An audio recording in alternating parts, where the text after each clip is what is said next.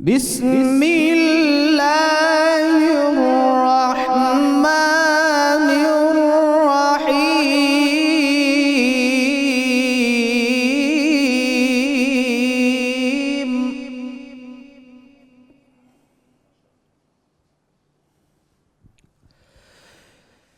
إن الذين قالوا ربنا الله ثم استقاموا تتنزل عليهم الملائكة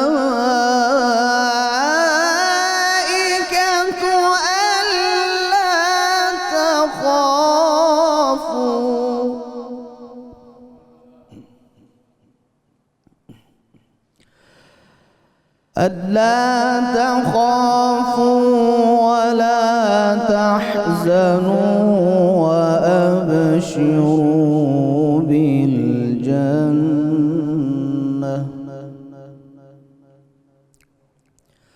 وأبشروا بالجنة التي كنتم توعدون.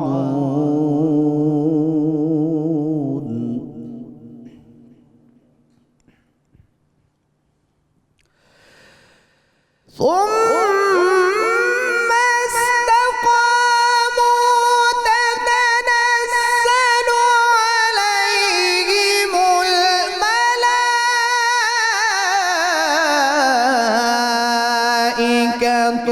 ألا تخافوا ولا تحزنوا وأبشروا بالجنة التي كنتم توعدون.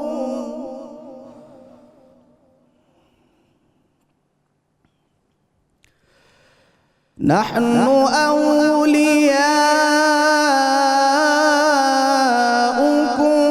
في الحياة الدنيا وفي الآخرة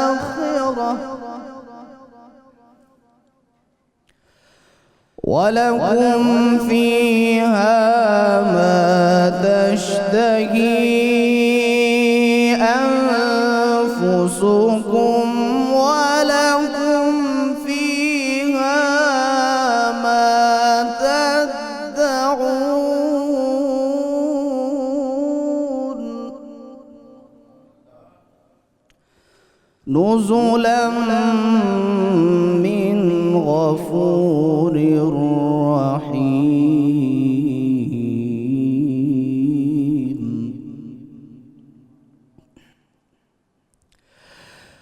ولكم فيها ما تشتهي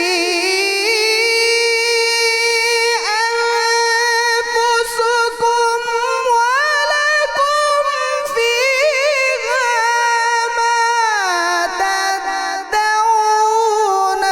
نزلا من غفور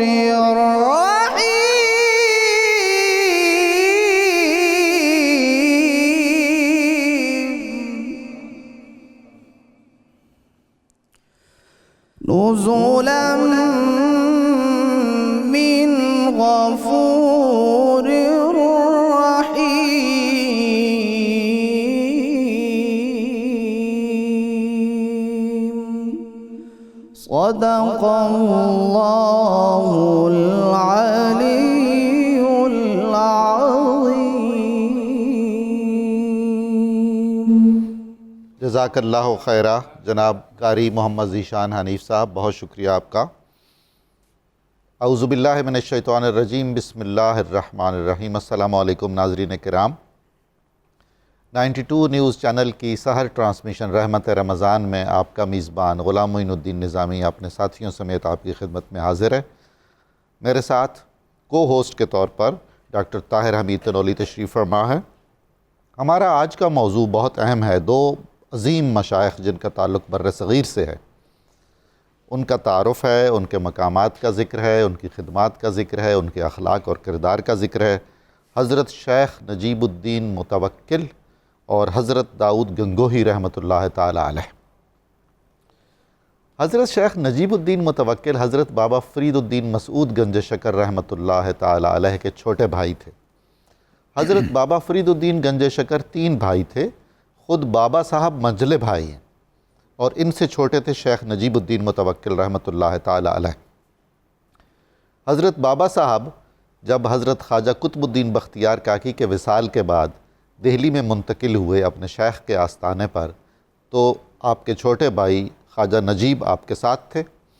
پھر وہاں سے حضرت بابا صاحب ہانسی اور اس کے بعد پھر پاک پتن شریف چلے آئے، مگر حضرت شیخ نجیب الدین متوکل کو دہلی ہی میں چھوڑا، کیونکہ آپ کو بشارت ملی ہوئی تھی کہ دہلی نے چشتیوں کا مرکز بننا ہے اور چشتی فیض کا سرچشمہ دہلی ہوگا، جہاں سے پورے بر صغیر میں اس کے برکات پھیلیں گے۔ چنانچہ توقع کی جا رہی تھی کہ اللہ تعالیٰ یہ فضیلت اور یہ شرف عطا فرمائے گا حضرت شیخ نجیب الدین متوکل رحمۃ اللہ تعالی علیہ کو۔ آپ نے تقریباً 70 سال دہلی میں گزارے، اور اندازہ فرمائیے کہ لقب کیسا کمال ہے۔ یہ جو القاب دیتے ہیں نا عوام الناس اور علماء اور مشائخ، یہ بے سبب نہیں ہوتا۔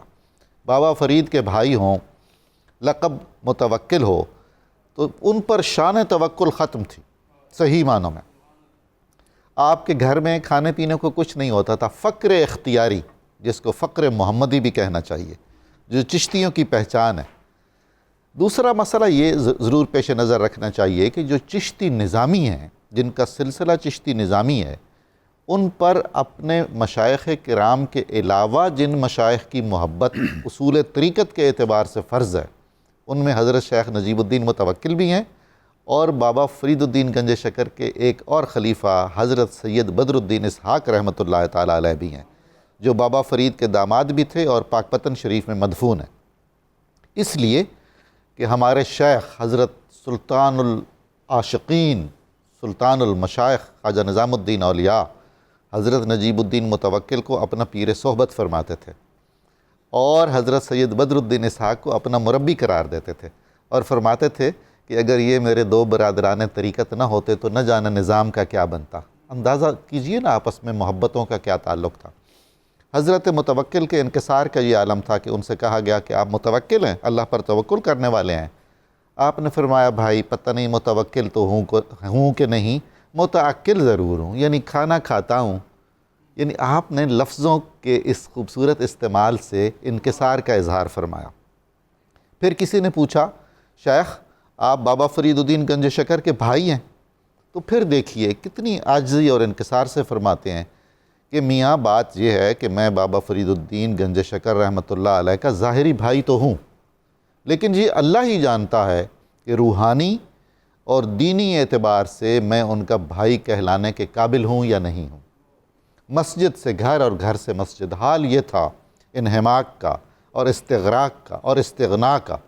کسی دنیا دار کے دروازے پہ نہیں گئے، پتہ نہیں ہوتا تھا آج کون سا دن ہے، کون سا مہینہ ہے، یہ معلوم نہیں ہوتا تھا کہ روزمرہ کے استعمال کی چیزوں کا تازہ بھاؤ کیا ہے، اور کثرت سے عبادت اور ریاضت اور ایک مسجد میں امامت فرمایا کرتے تھے۔ خواجہ نظام الدین اولیاء اوائل میں آپ سے بہت متاثر تھے اور کثرت سے آپ کے ہاں آتے جاتے تھے۔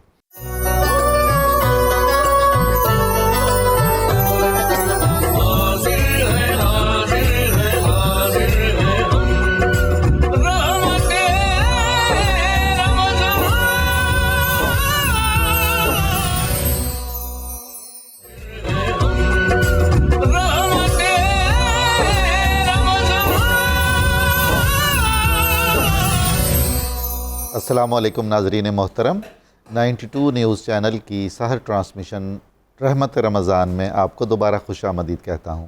ہم گفتگو کرنے کی سعادت حاصل کریں گے سلسلہ عالیہ چشتیہ کے دور اول کے ایک عظیم شیخ طریقت شیخ نجیب الدین متوکل رحمۃ اللہ تعالی علیہ، اور چشتی صابری سلسلے کے ایک عظیم بزرگ حضرت شیخ داؤد گنگوہی رحمۃ اللہ تعالی علیہ کے بارے میں۔ جامی صاحب، حضرت شیخ متوکل کا خاندانی پس منظر کیا ہے اور آپ کا روحانی مرتبہ و مقام کیا ہے؟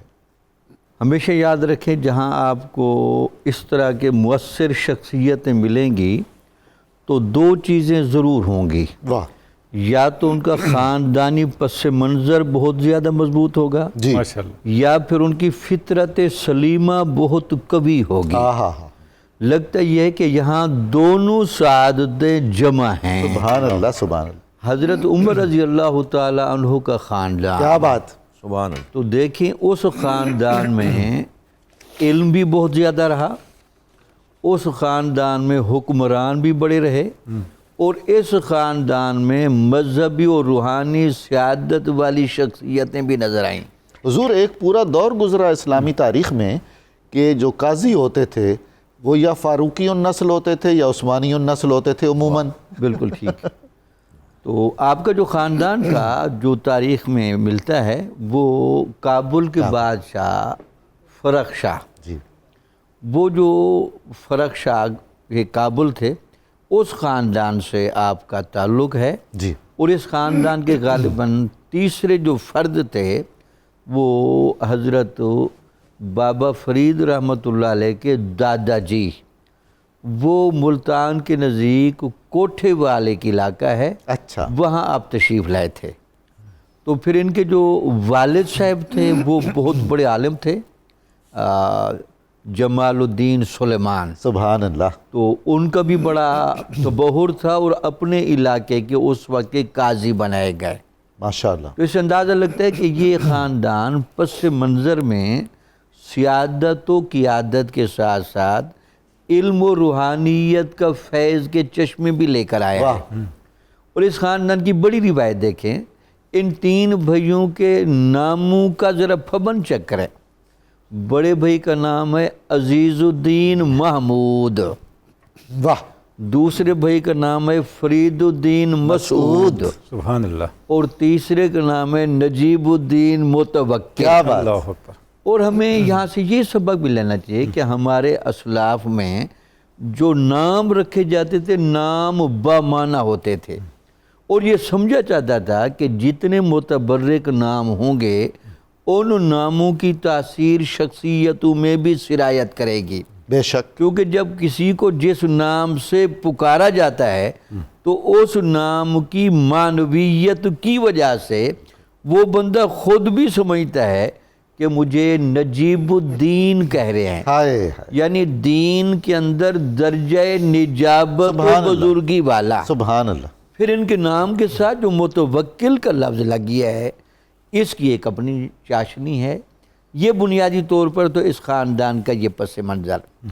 پھر حسن اتفاق دیکھیں کہ ان کو روحانی فیض میں سلسلہ چشتیہ کا دامن ولایت ملا، ہائے، اور سلسلہ چشتیہ کے بارے میں شاہ ولی اللہ محدث دہلوی رحمۃ اللہ علیہ نے 7 نسبتیں ہیں جو بنیادی طور پر دین کے بنیادی عناصر ہیں، ان عناصر سے صوفیان روحانیت کو کشید کیا ہے۔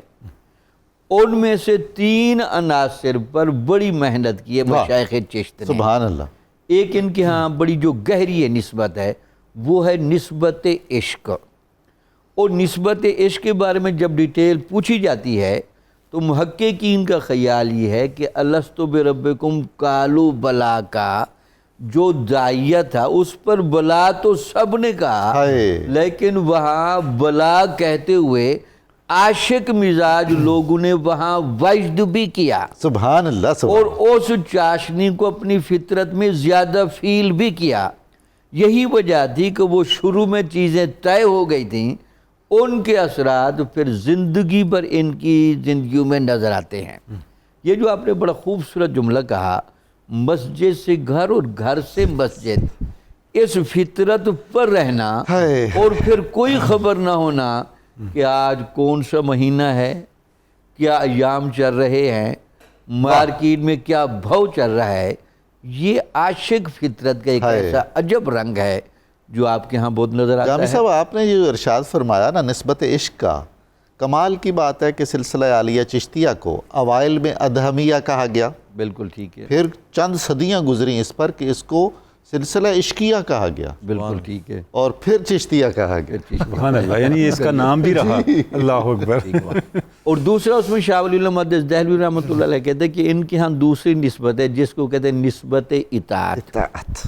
اب چونکہ فطرتاً عاشقانہ ہیں ہائے ہائے. تو جب یہ کثرت عبادت کے مرحلے سے گزرتے ہیں ہمیشہ ان پر انوار الہیہ نازل ہوتے ہیں. سبحان اللہ سبحان. تو یہ نسبت اطاعت سے اس گوشے پر ان کی مہارت ہے.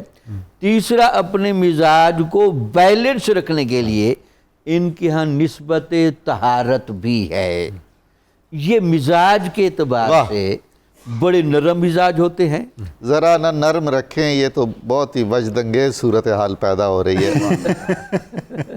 یہ کہتے ہیں نا کہ جی عشق درخت ہے بالکل اور اس کا پھل ہے اطاعت. اس کا پھل ہے. اس لیے یہ اس کا اظہار تو اطاعت سے ہوگا نا. نسبت اطاعت تو پھر ہوگی. یا نسبت اطاعت اور نسبت طہارت ہائے یہ ہائے. سلسلے کا اللہ فائدہ ہے. اکبر. اس لیے آپ کو ہاں حضرت نجیب الدین متوکل رحمۃ اللہ علیہ کے ہاں یہ تینوں چیزیں بہت جوبن پر ملتی ہیں. اب چونکہ متوکل بنیادی طور پر آپ کا نام ہے تو یہ مقامات کی ایک ڈیٹیل بیان کیا ہمارے صوفیاء نے. ذرا میں سمجھتا ہوں کہ میں ذرا ترتیب سے بتا دوں. بالکل. سب سے پہلا مقام آتا ہے توبہ. واہ. دوسرا مقام آتا ہے تقوی. تیسرا مقام آتا ہے زہد. چوتھا مقام آتا ہے فقر. پانچواں مقام آتا ہے صبر. آہا. چھٹا مقام آتا ہے توکل. سبحان. اور آٹھواں مقام آتا ہے رضا. سبحان. یعنی صبر اور رضا کے بین میں ہائے. روحانیت کو، اثرات کو اور ان کیفیتوں کو جذب کرنے والے انسان کامل کا نام ہے نجیب الدین. سبحان. جو معاشرے میں رہ کر اللہ تعالیٰ کی تقدیر پر راضی رہنا، اللہ تعالیٰ کے احکام شریعت کو دل سے بجا لانا اور اللہ تعالیٰ کے بنائے ہوئے اصولوں پر کاربند رہ کر زندگی گزار کے دکھا جانا. حضور والا یہ جو خوبصورت نام رکھے جاتے تھے آپ فرما رہے ہیں جو ان شخصیتوں سے بڑی مناسبت بھی رکھتے تھے، یہ اس نیت سے بھی رکھے جاتے تھے کہ نیک لوگوں کی زبان پر جاری ہوں گے اور اس بچے کے حق میں وہ پورا ہو جائے گا، دعا ہو جائے گا، حال بن جائے گا اس کا.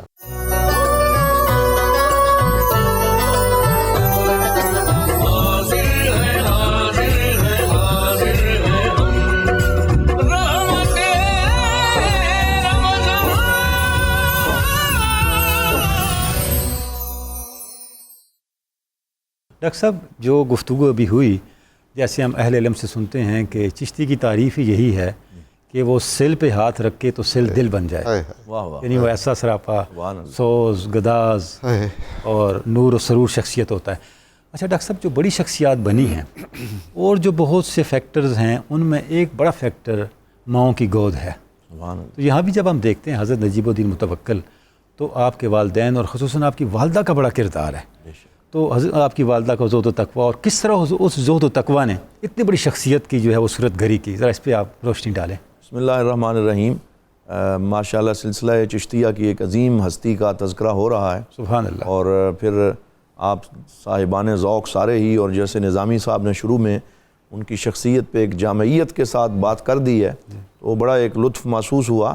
جیسا کہ آپ نے فرمایا کہ ان کی والدہ محترمہ وہ بھی ایک بہت بڑے علمی ذوقی گھرانے سے تعلق رکھتی تھیں، اور شیخ وجیہ الدین خجندی رحمۃ اللہ تعالیٰ علیہ ان کے والد گرامی ہیں جو حضرت نجیب الدین متوکل رحمۃ اللہ تعالیٰ علیہ کے نانا جان ہیں. وہ بھی بہت بڑے اپنے وقت کے عالم تھے، فقیہ تھے، قاضی تھے، اور وہ ظاہری بات ہے کہ ان کے ہاں بھی وہ ساری نجابت شرافت جو ہے وہ ان کی بیٹی تک منتقل ہوئی جنہیں قرسم خاتون کے نام سے یاد کیا جاتا تھا.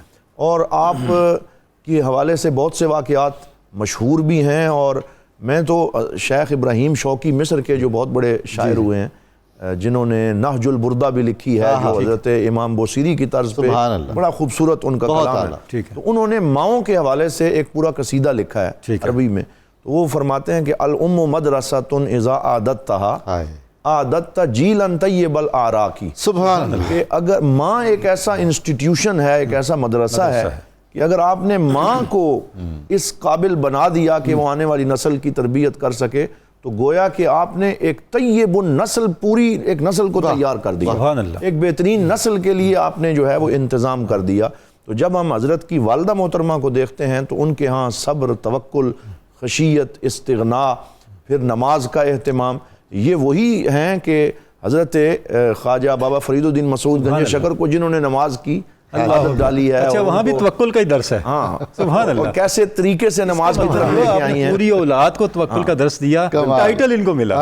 سبحان اللہ، یعنی مصلے کے نیچے شکر رکھنا اور پھر اس طریقے سے اس مٹھاس نماز کی حلاوت کی طرف لے کے آنا، اور پھر ایک دن جب رکھنا وہ بھول جاتی ہیں اور پھر وہ پریشان ہیں کہ آج تو نہیں ملے گی، تو بیٹا بڑا خوش خوش آ رہا ہے اور وہ کہتا ہے کہ نماز بھی پڑھ لی ہے اور اپنے حصے کی شکر بھی مل گئی۔ اس ماں کے توکل کی وجہ سے اور حسن تربیت کی وجہ سے بیٹا جو ہے وہ اللہ رب العزت کی بارگاہ میں اسے حاضری نصیب ہوتی ہے اور اس کی جبین کو سجدوں کی لذت نصیب ہوتی ہے۔ یہ آپ نے ہی پھر شیخ نجیب الدین متوکل کی بھی تربیت کی ہے، تو ظاہری بات ہے کہ وہ توکل، نجابت اور شرافت والدہ سے ان کو ایسی ملی ہے کہ وہ ایک مشہور واقعہ جو آپ کی سیرت میں موجود ہے کہ وہ گھر میں موجود ہیں اور اپنی عبادت میں مشغول ہیں کہ چور آتا ہے اور وہ گھر میں کوئی چوری کرنے کی کوشش کرتا ہے، لیکن آپ کی شخصیت کی ہیبت اس پہ اتنی طاری ہوتی ہے کہ اس کی بینائی سلب ہو جاتی ہے اور وہ وہیں پہ سمجھ جاتا ہے کہ میں آج جس گھر میں آ گیا ہوں یہاں کوئی ایسی ہستی موجود ہے کہ میں ایک قدم بھی آگے نہیں بڑھا سکتا۔ وہیں تائب ہوتا ہے اور کہتا ہے کہ مجھے سمجھ آ گئی ہے کہ کوئی ایسی ہستی ہے، میں توبہ سچی کرتا ہوں،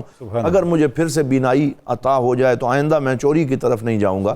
تو وہ دعا کرتی ہیں تو ان کی دعا کی برکت سے بینائی واپس آتی ہے، اور پھر وہ صبح سویرے اپنی پوری فیملی کو لے کے ان کی خدمت میں حاضر ہوتا ہے، اور پھر آپ اس کا نام عبداللہ رکھتی ہیں، اسے کلمہ پڑھاتی ہیں، اسے دائرہ اسلام میں داخل کرتی ہیں۔ یہ وہ والدہ محترمہ ہیں کہ جنہیں اللہ رب العزت نے یہ شان عطا فرمائی ہے کہ ان کے ہاتھ پہ تائب ہو کے چور جو ہیں وہ بھی کلمہ پڑھ کے دائرہ اسلام میں داخل ہو۔ آپ دیکھیں ان لوگوں نے اپنے تصرفات بھی لوگوں کی بہتری کے لیے استعمال کیے، سبحان اللہ، ان کی ہدایت کے لیے استعمال کیا۔ چوری کے لیے وہ آیا تھا، اس کو کچھ سزا دیتی، کوئی گرفت کرتی، لیکن ایسا نظر نہیں آتا۔ سبحان اللہ۔ پھر اس میں ایک بڑا خوبصورت ملمح جو ابھی حضرت نے فرمایا توکل کے حوالے سے، میں وہ عرض کرنا چاہوں گا کہ نام کا شخصیت پہ بڑا اثر ہوتا ہے، اور وہ اسم با مسمہ جو شخص ہو تو وہ زیادہ جو ہے وہ صاحب نصیب ہوتا ہے، اور اس میں تو حضرت کی شخصیت کا یہ اثر بھی ہمیں ان کے اوپر نظر آتا ہے، والدہ کی تربیت کی وجہ سے اتنا توکل اور استغنا ان میں پیدا ہوا ہے کہ وہ جو قرآن پاک کی آیت ہے وَمَن يَتَوَكَّلْ عَلَى اللَّهِ فَهُوَ حَسْبُهُ، اور ایک جگہ فرمایا وَيَرْزُقْهُ مِنْ حَيْثُ لَا يَحْتَسِبُ، کہ اللہ تعالیٰ وہاں سے توکل کرنے والے کو رزق عطا فرماتا ہے جہاں سے اسے گمان بھی نہیں ہوتا۔ تو وہ ان کی اپنی شخصیت میں واقعہ ہے جو ہم پڑھتے ہیں کہ وہ گھر میں موجود ہیں، عید کا دن ہے اور بہت سے فقراء آ جاتے ہیں اور گھر میں کھانے کے لیے کوئی شے موجود نہیں ہے، اور اندر جاتے ہیں، زوجہ محترمہ کہتی ہے کہ بچوں کے لیے بھی کھانا نہیں ہے، تو پھر پانی ہی لے آتے ہیں، اور وہ پانی جو ہے وہ کہتے ہیں یہ ہمارا لنگر ہے درویشوں کا، اور ان سب کو پانی پلاتے ہیں اور اس پانی میں انہیں کھانے کی لذت نصیب ہوتی ہے جتنے بھی وہ حضرات ہیں، اور پھر چھت پہ چلے جاتے ہیں اور ایک دل میں تھوڑا سا خیال پیدا ہوتا ہے کہ میری تو خیر ہے، میرے مہمان جو ہیں، کیونکہ یہ وہ چشتیاء ہیں کہ جن کی لنگر تو ہر وقت جاری رہتا ہے، تو وہ جب اس میں تھوڑا سا ان کو پریشانی ہوتی ہے تو حضرت خضر علیہ السلام تشریف لاتے ہیں، زیارت ہوتی ہے، ملاقات ہوتی ہے، اور حضرت سیدنا خضر علیہ السلام انہیں فرماتے ہیں کہ آپ پریشان ہو گئے، بھائی تمہارے توکل کے چرچے تو عرش پہ ہو رہے ہیں اور وہاں فرشتے بھی آپ کے توکل اور استغنا کا تذکرہ کر رہے ہیں، آپ کیوں پریشان ہو گئے؟ کہتے ہیں جناب میں اپنی وجہ سے پریشان نہیں ہوا، ان مہمانوں کی وجہ سے میں پریشان ہوا ہوں۔ تو فرماتے ہیں حضرت خضر مجھے بھی کھانا کھلاؤ، کہتے ہیں گھر میں کچھ نہیں، کہتے ہیں جاؤ تو صحیح۔ تو جب جاتے ہیں وَيَرْزُقْهُ مِنْ حَيْثُ لَا يَحْتَسِبُ کا نظارہ وہاں نظر آتا ہے کہ کئی طرح کے کھانے جو ہیں وہاں چنے ہوئے ہیں، اور ان کھانوں میں سے پھر گھر والوں کو دیتے ہیں، حضرت خضر علیہ السلام کے لیے لے کے جاتے ہیں تو وہ اس وقت اپنا پیغام دے کے جا چکے ہوتے ہیں۔ یہ ہیں حضرت شیخ نجیب الدین متوکل اور یہ ان کی سیرت ہے۔ میں یہاں ایک حدیث پاک کا مزید اضافہ کرنا چاہوں گا، سرکار دو عالم صلی اللہ علیہ وسلم کی حدیث ہے کہ لو انکم توکلتم علی اللہ حق توکلہ لرزقکم کما یرزق الطیر تغدو خماسا وتروح بطانا۔ فرمایا اگر تم اللہ پہ ایسے توکل کرو جیسا کہ توکل کرنے کا حق ہے تو اللہ تمہیں ایسے رزق دے گا جیسے پرندوں کو رزق دیتا ہے کہ صبح وہ خالی پیٹ جاتے ہیں اور شام کو ان کے پیٹ بھرے ہوتے ہیں، وہ جمع نہیں کرتے، وہ طمع اور منع نہیں کرتے، ان کے ہاں یہ ساری صفات بھی پائی جاتی ہیں. یہ ساری صفات و درجہ اتم ہمیں حضرت شیخ نجیب الدین متوکل کی سیرت میں نظر آتی ہیں. سبحان اللہ.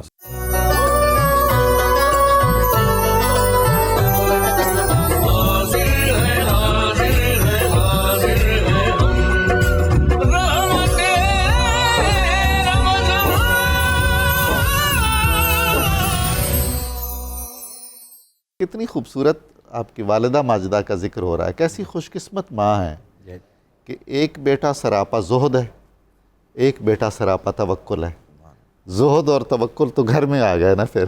بابا فرید زہد الانبیاء ہیں اور حضرت نجیب ظاہر توکل میں درجہ برتر پر فائز ہیں. حضرت نجیب کو کہا جاتا تھا کہ اپنے بھائی کا سایہ ہیں، جہاں بھائی جاتے ہیں یہ بھی ساتھ جاتے ہیں. تو بھائی کے ساتھ آپ دہلی گئے، دہلی میں کیسا وقت گزارا؟ حضرت شیخ نظام الدین اولیاء کیسے بارگاہ میں حاضر ہوتے رہے؟ فرمائیے آپ. بسم اللہ الرحمن الرحیم. ہم جب ان شخصیات کا بنیادی طور پر تذکرہ کر رہے ہوتے ہیں تو ہمارا بنیادی طور پر مقصد یہ ہوتا ہے کہ اسلام کا جو نظام تربیت و اصلاح ہے اس کا پیٹرن کیا ہے. جی. اسلام کے تربیت و اصلاح میں مربی کا بہت گہرا کردار ہے. تو یہاں بابا فرید رحمۃ اللہ علیہ اپنے چھوٹے بھائی کے مربی کے طور پر چل رہے ہیں اور آپ چھوٹے بھائی کے طور پر ایک سائے کی مثل چل رہے ہیں. یہاں تھوڑی سی میں بات کر رہا ہوں. ہمارے ہاں چونکہ آج وہ تربیت کا اور اصلاح کا وہ میکانزم اس شباب اور قوت کے ساتھ موجود نہیں ہے، تو لوگ بعض اوقات اس صحبت صالح کے اثرات کو پراپر گیس نہیں کرتے اور اس کو شاید خوش فہمی کے طور پر لیتے ہیں، حالانکہ یہ باقاعدہ ایک حقیقت ہے. علامہ اقبال رحمۃ اللہ علیہ نے ویسے نہیں کہا تھا کہ موسیٰ علیہ السلام کو اگر شعیب علیہ السلام کی صحبت مل جائے نا تو پھر یہاں کلیمی 2 قدم پر کھڑی ہے. سبحان اللہ. سبحان. مقصد یہ ہے کہ آج ہمارے لیے بہت ضروری ہے جو مسند پر مربی بن کے بیٹھے ہیں ان کو ان سابقہ مربیین کے اثرات کو جذب کرنا چاہیے. بے شک. اور بڑے بھائیوں کو چھوٹے بھائیوں کی تربیت کر کے دکھانی چاہیے تاکہ ہم اس روایت کو جذب بھی کر سکیں اور اس روایت کے تسلسل کو قائم بھی رکھ سکیں. دوسرا قبلہ نظامی صاحب، اب قبلہ تنولی صاحب بھی ساتھ بیٹھے ہیں، ایک بڑا خوبصورت سبحان اللہ. ڈاکٹر صاحب یہ بھی آپ کا چشتی رنگ ہے کہ آپ کی شفقت جو ہے نا مغیر ہے. تو کہنے کا مقصد یہ تھا کہ آپ بابا صاحب نے آپ کی تربیت اس نہج پر فرمائی اور اس جاذبیت سے فرمائی اور مؤثر طریقے سے فرمائی کہ آپ کا چھوٹا بھائی، ورنہ عام طور پر بھائیوں میں بے تکلفی ہوتی ہے، اپنائیت زیادہ ہوتی ہے، کچھ اور بھی ہوتا ہے. برادران یوسف ان کو یاد نہیں ہے. بابا صاحب کو یہ خطرہ لاحق نہیں ہوا کہ میں اپنے چھوٹے بھائی کو اگر خلافت دے رہا ہوں اور دہلی جیسے مرکز میں چھوڑ رہا ہوں تو یہ خود میرے لیے چیلنج بن جائے گا. پاک لوگوں کی بات. یہ بڑے لوگوں کی باتیں تھیں اور ان کے بڑے ظرف تھے، حقدار کو اس کا حق دیتے تھے. اللہ اکبر.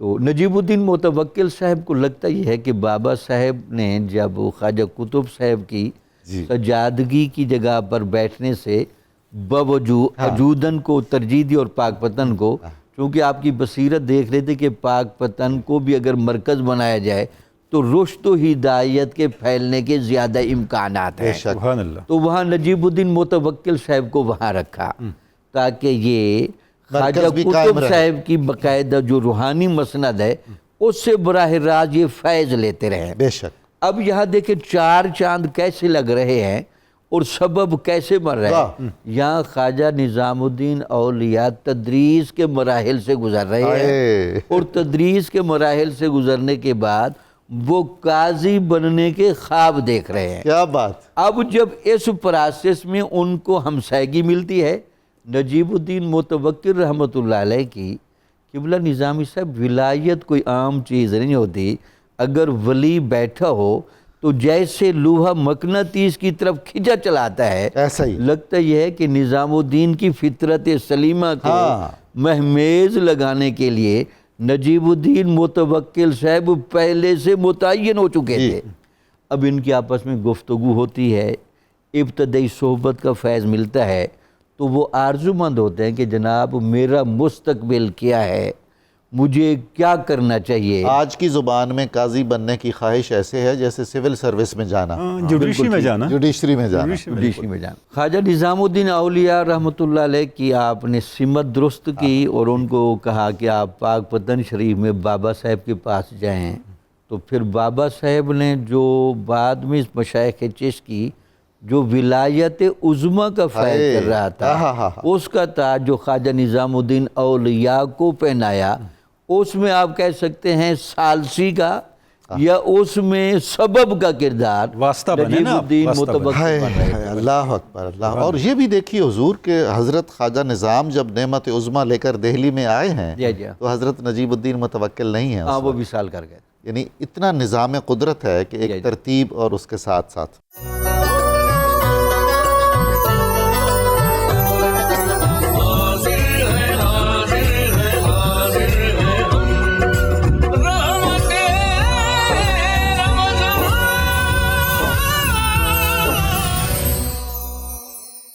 جناب جامی صاحب، مشتاق صاحب نے جو پوچھا تھا کہ حضرت بابا صاحب کے برادر بزرگ کا اسم گرامی کیا ہے اور باقی کچھ معلومات اگر ان کے متعلق ہوں تو۔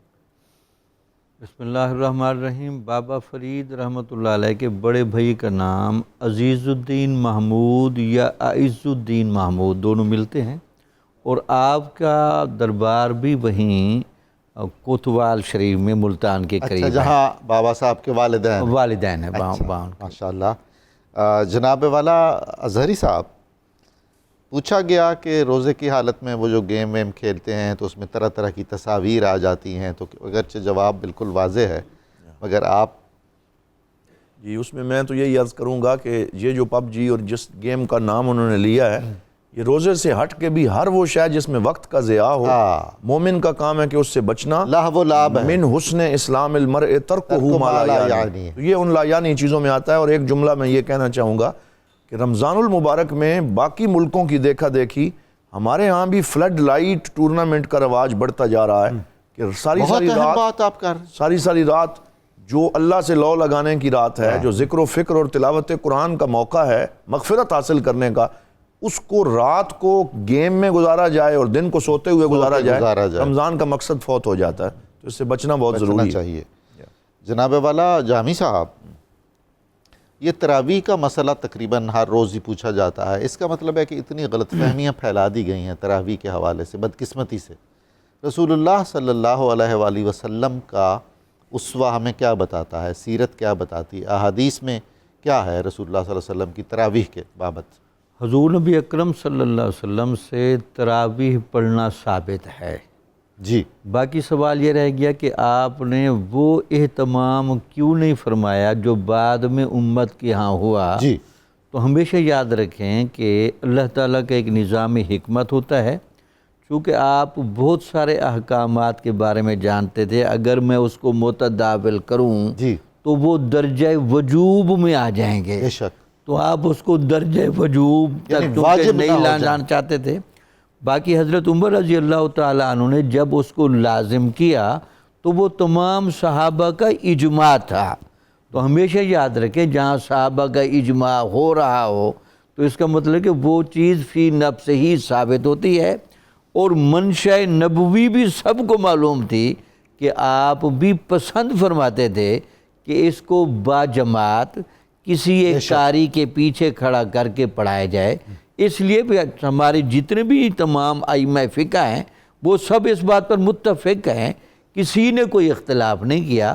اب جو اختلاف کر رہے ہیں ان کو ہمیشہ یہ نگاہ میں رکھنا چاہیے، ماہ رمضان کے ساتھ نمازوں کا اور قرآن کا گہرا تعلق ہے۔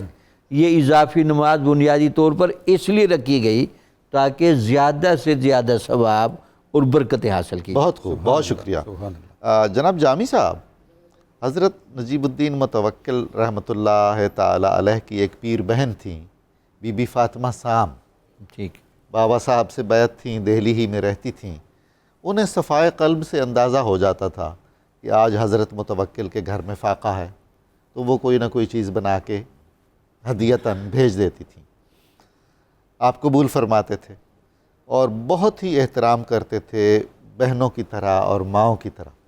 اس میں یہ دیکھیں نا کہ صوفیاء نے اور خصوصاً صوفیاء چشت نے خواتین کو کتنا بڑا مرتبہ دیا ہے، بالکل ٹھیک، کتنا اکرام کیا ہے، اور ان خواتین نے روحانی مدارج میں ترقی کتنی کی ہے۔ بالکل ٹھیک، تو ایک بار حضرت متوکل نے فرمایا کہ کچھ احباب بیٹھے تھے کہ اللہ تعالیٰ نے اس خاتون کو جو دل کی صفائی دی ہے، ہمارا حال اس کو معلوم ہو جاتا ہے، تو یہ بادشاہان وقت کو اور حکمرانوں کو اور ذمہ داروں کو نہیں ہوتا۔ ذمہ داری تو ان کی بنتی ہے کہ فقراء کا خیال رکھیں۔ پھر آپ نے خود ہی فرمایا ہمارے سبق کے لیے کہ یہ جو حکمران ہوتے ہیں، صاحبان اقتدار ہوتے ہیں، ان کے دل اتنے صاف نہیں ہوتے، آئینے کی طرح نہیں ہوتے، یہ بے خبر رہتے ہیں۔ ان بی بی فاطمہ کا مزار مبارک بھی آپ کے مزار کے نواح میں ہے۔ تو بالکل، خواتین، حضرت خواجہ نظام الدین اولیاء فوائد الفواد میں کتنی محبت سے ذکر ہے حضرت نجیب الدین متوکل کا۔ بسم اللہ الرحمن الرحیم۔ یہاں جو آپ نے شروع میں قاعدہ ارشاد فرمایا، پہلے تو اس پر ابن ضرور، عربی کا ایک بالکل، میں نے واقعہ اس لیے سنا عرض ہوں۔ کیا۔ ابن عربی رحمۃ اللہ علیہ بیٹھے تھے تو علماء کا ایک وفد گزرا، تو آپ نے ان کو آواز دی اور کہا کہ مجھے اس سوال کا جواب دیں۔ واہ، آپ نے سوال یہ کیا کہ یہ بتائیں کہ قرآن مجید کے معنی اور مطالب جو ہم جانتے ہیں، اس کے بارے میں ہمیں 100% یقین ہوتا ہے کہ یہی معنی ہے یا اس کے بارے میں شک رہتا ہے؟ تو طلباء اور علماء نے کہا جی ہم اب یہ کیسے کہہ سکتے ہیں قرآن کا وہ معنی جس کے بارے میں ہم 100% یقین کی بات تو کر نہیں سکتے۔ تو آپ نے کہا یہ یقین کا تو اللہ تعالیٰ خود کہتا ہے، ذالک الکتاب لا ریب فیہ ھدی للمتقین۔ بالکل، لیکن قرآن کا لا ریب معنی یہ تعلیم و تعلم سے بہت ساری چیزیں مل جاتی ہیں، واہ واہ واہ، لیکن متقی بندے کو پورا یقین ہو جاتا ہے کہ قرآن کا معنی یہی ہے۔ تو اس کا مطلب ہے کہ قرآن تقوی بنیادی طور پر قبلہ نظامی صاحب، جب بندہ سادہ جملوں میں بات کریں، گناہ کبیرہ سارے عمدن چھوڑ دیتا ہے نا، جی، اور پھر وہ کثرت سے عبادت کرتا ہے، تو تقوی ثمرات لے کر آتا ہے۔ واہ، ہمارے اوپر تقوی کی کیفیت اس لیے پیدا نہیں ہوتی کہ ہم ان عبادات کے ساتھ ساتھ کوئی نہ کوئی گناہ کبیرہ چلا رہے ہوتے ہیں، اللہ اللہ، اور وہ گناہ کبیرہ اس شریعت سے روحانی تاثیر کے اخذ کرنے میں حجاب و رکاوٹ بن جاتا ہے، اس آئینے پہ زنگ لگا دے۔ زنگ لگ جاتا ہے۔ تو وہی وجہ تھی کہ وہ چونکہ جن پاکیزہ خاتون کا آپ نے نام لیا، وہ بنیادی طور پر تقوی اور عبادت چونکہ اس لیول کی کرتی تھیں، تو تقوی اور عبادت کی وجہ سے، ویسے تو امام غزالی رحمۃ اللہ اس پر بڑا خوبصورت کلام کیا ہے کہ اللہ تعالیٰ نے انسان کا جو دل بنایا نا، یہ بنیادی طور پر انوار الہیہ کو جذب کرنے کا آلہ ہے۔ سبحان اللہ، یہ اتنا صاف ستھرا ہے، اس کو عرش الرحمن بھی کہا گیا ہے۔ اللہ تعالیٰ کے انوار و تجلیات نازل ہوتی ہیں، تو تقوی دل کو صاف کر دیتا ہے۔ جب دل کا آئینہ بالکل صاف ہو جاتا ہے، تو جو سامنے سے آ رہا ہو، گزر رہا ہو، اس کا فوراً پتہ چل جاتا ہے۔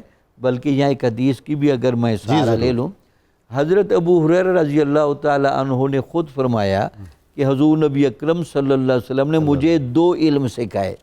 ایک علم میں پھیلاتا ہوں، دوسرے علم کے بارے میں اگر میں بات کروں تو تم لوگ میری گردن اڑا دو۔ اللہ اکبر۔ اس پر شارحین حدیث نے بڑے خوبصورت کلام کیا ہے۔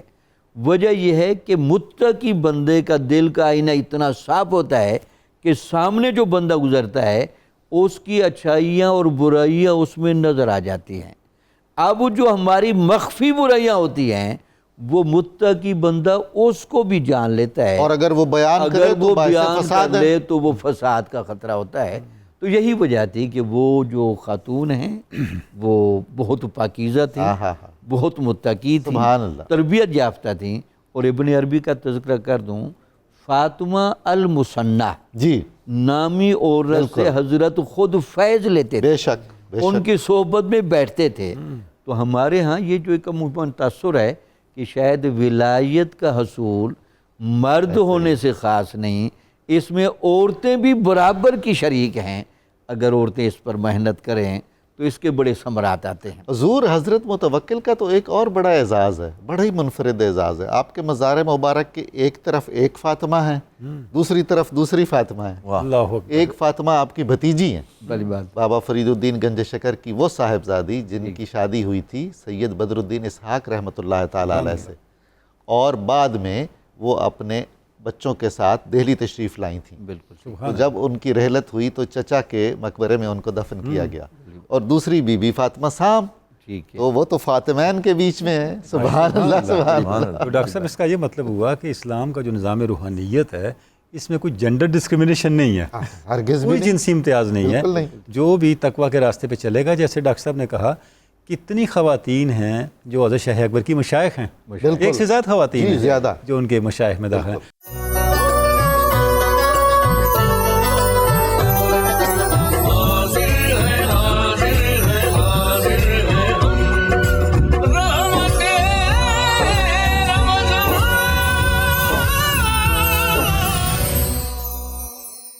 ڈاکٹر صاحب ابھی آپ نے جو گفتگو ختم کی تھی، بہت پیاری بات آپ ارشاد فرما رہے تھے کہ ما ننسخ من آیات اور ننسها نأتی بخیر منہا۔ نأتی بخیر منہا۔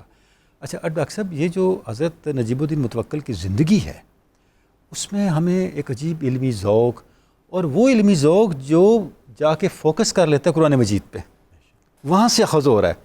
اب اس آیہ مبارکہ کی بھی ایک ریلیونس بنتی ہے، تو میں یہ عرض کروں گا کہ آپ ذرا یہ ارشاد فرمائیں کہ جس طرح بابا صاحب نے ان کو ان کے مسئلے کا حل قرآن مجید کی قائد سے دے دیا، تو اس سے ہمیں ایک اور چیز بھی پتہ چلتی ہے کہ ہمارے مشائخ قرآن مجید کو کیسے سمجھتے تھے۔ سبحان اللہ۔ بہت لطیف نقطہ ہے، ذرا اس پہ روشنی ڈالیے گا۔ واقعتاً بڑی لطیف بات ہے۔ سبحان اللہ۔ اب دیکھیں یہ میں نے بھی جب اس کا مطالعہ کیا تو میں خود حیران رہ گیا کہ ہمارے ہاں جتنی بھی علمیت ہے، ثقافت ہے، اس کے باوجود ہم ناسخ و منسوخ کی مثال دیتے ہوئے یہ آیت پڑھتے ہیں، بالکل ٹھیک۔ لیکن اس آیت سے توکل کا سبق لینا کمال یہ ہے۔ تو کسی کے یعنی ذہن پہ نور گزرتی نہیں بات آج باطن تک۔ سے ہی ممکن ہے۔ تو یہ باطن اور اہل باطن اور ان کے فیض سے یہ ممکن ہے۔ سبحان اللہ۔ انہوں نے یہ آیت جو کہ ناسخ و منسوخ کے احکام بیان کرنے کے لیے اللہ رب العزت نے عطا فرمائی ہے، تو ہم صوفیاء کے ہاں تفسیر اشاری بڑی معروف جو ہے۔ حدیث ہے کہ قرآن مجید 7 معانی پہ اتارا گیا، 7 حرفوں پہ اتارا گیا۔ بالکل۔ اچھا اس کا انکشاف بھی صوفیاء میں ہی ہوا ہے۔ چشتیہ کے ہاں جو حضرت مولا علی مرتضیٰ کا فیضان ہے، وہ کہ سرکار دو عالم صلی اللہ علیہ وسلم فرماتے تھے کہ ان لکل حرف من القرآن ظاہر و باطن، سبحان کہ اللہ۔ قرآن کے ہر حرف کا ایک ظاہر ہے اور ایک باطن ہے، سبحان اللہ۔ اور فرمایا کہ جو میرا علی ہے وہ قرآن کا ظاہر بھی جانتا ہے اور قرآن کا باطن بھی سبحان جانتا اللہ ہے۔ سبحان ہائے تو ہائے، یہ وہی شان دریا ہے۔ حضرت مولا علی شیر خدا سبحان سے اللہ۔ چشتیہ کے ہاں یوں چلی ہے سبحان اللہ۔ کہ وہ با کا جو نقطہ ہیں حضرت علی، سبحان ان کے اللہ۔ بارے میں حضرت اقبال نے بھی جی۔ ان کو یہ لقب اللہ دیا بائے ہے، بسم اللہ پدر۔ بائے بسم اللہ پدر۔ تو یہ بائے بسم اللہ پدر کا فیض ہے سبحان اللہ۔ کہ جو پورے سلسلہ چشتیہ میں سرایت کر گیا ہے۔ علامہ رضا الدین صدیقی صاحب علیہ الرحمہ بڑا پیارا جملہ کہا کرتے تھے کہ حضرت بابا صاحب سے جو ان کے پاس پہنچا ہے، حضرت بابا فرید الدین مسعود گنج شکر کے پاس، جیسا کہ جامی صاحب نے اشارہ کیا، بہت کچھ اسے ملا، لیکن 3 چیزیں جو آپ خود بول کے کہتے تھے کہ جاؤ نظام، ہم نے تمہیں علم، عشق اور بصیرت عطا کی۔ سبحان یہ اللہ۔ علم، عشق اور بصیرت باقی بچتا کیا ہے؟ یہ جو ایک تکون ہے سب کچھ دے اس دیا۔ میں عرش آ جاتی۔ تو انہوں نے یہ فرمایا کہ اگر وہ بندہ جو ہے وہ اجازت دو تو میں جی بسم اللہ عرض کروں۔ وہ ایک جو امیر جس کا آپ ذکر کر رہے تھے، مخیر تھا، جس نے مسجد قائم کی، اس کا نام تھا، لقب تھا ایتکر، ترکی لقب۔ جی۔ تو آپ نے فرمایا اگر ایتکری رفت ایتمری خواہد آمد، کیا بات۔ سبحان اللہ۔ ایتکر گیا تو ایتمر آ جائے گا، سبحان اللہ۔ اور آپ بھی وہ وہی واقعی گیا۔ آ گیا، وہ بھی ترک تھا، وہی آ گیا۔ سبحان اللہ۔ اور اس نے وہ پھر اللہ تعالیٰ کے مطلب یہ نظام قدرت صوفیاء یہ تربیت فرما رہے ہیں، وہ آیت کا ذکر آپ فرما رہے تھے۔ سبب پہ نظر نہ رکھو، مسبب مسبب الاسباب پہ الاسباب۔ نظر رکھو۔ حضرت مولانا روم کے ہاں بھی میں نے وہ مثنوی شریف میں پڑھا ہے کہ آپ فرماتے ہیں کہ اے گرفتار سبب، کہ اے وہ شخص جو سبب میں گرفتار ہے، ذرا اس سبب کے پردے کے پیچھے مسبب الاسباب کو دیکھ۔ علامہ کا شعر یاد آ رہا ہے، زندگانی گردش دولاب نیست، بندہ حق بندہ اسباب نیست. سبحان اللہ سبحان. یہ دولاب کہتے ہیں رہٹ کو, اسباب نیست. کیونکہ جب رہٹ چلتا ہے نا وہ وہی پانی نکالتا ہے جو پہلے نکالا تھا. سبحان اللہ. علامہ کہتے ہیں زندگی امکانات کا نام ہے اور اللہ کے امکانات لا انتہا ہیں. بالکل سبحان پھر اللہ. حضور یہ دیکھیے کہ حضرت شیخ نجیب الدین متوکل واپس آتے ہیں, پھر وہ ایتمری وہ آ جاتے ہیں, اور پھر اس سے وہ دوبارہ سے وہ سلسلہ جو اللہ رب العزت نے جوڑا ہے وہ جڑتا ہے. پھر آپ اپنے بھائی کے ہاں بدایوں میں تشریف لے جایا کرتے تھے, وہاں بھی ان کا کچھ عرصہ قیام رہا. تو جب وہاں جاتے ہیں تو وہاں تربیت کا ایک اور رنگ ہمیں نظر آتا ہے آپ کی سوانے میں, کہ وہاں ایک شخص ہے جس کا نام شیخ علی ہے, جو اپنے ہاں تصوف میں بڑے مشہور ہو چکے ہیں اور لوگوں کا ان کے پاس آنا جانا بڑا ایک مرجع ہے. تو یہ کہتے ہیں کہ چلیں ہم بھی چلتے ہیں, ان کی زیارت کرتے ہیں. تو پھر ادب کا عالم یہ ہے کہ وہ اپنی مسند پہ بیٹھے ہیں, یہ پیچھے ہی دور شیخ نجیب الدین متوکل اپنے جوتے نالین اتارتے ہیں اور وہ اس کے بڑے ادب سے جا کے, لیکن اس کی جہاں پہ مسند تھی تھوڑا اس پہ پاؤں لگ جاتا ہے تو وہ چین بجبیں ہو جاتے ہیں اور ان کا رنگ بدل جاتا ہے. جیسے آج کل بھی ہمارے ہاں تصوف میں ایسا پروٹوکول آ گیا ہے کہ کوئی جو ہے نا وہ ہٹو بچو بہت زیادہ ہے, اور اس میں اصل تصوف جو ہے وہ کہیں چھپ گیا ہے اور اس کی تعلیمات کم خال نظر آتی ہیں. تو وہ جب آپ وہاں جا کے بیٹھے اور وہ اس بات پہ معترض ہو گئے, وہ جو شیخ صاحب تھے, کہ انہوں نے میری مسند کے ساتھ ان کا پاؤں کیوں لگ گیا. اور وہ ایک کتاب وہاں رکھی ہے اور شیخ نجیب الدین متوکل فرماتے ہیں کہ یہ میں اجازت ہو تو پڑھ لوں. پہلے تو وہ اجازت نہیں دیتے, پھر اجازت دیتے ہیں.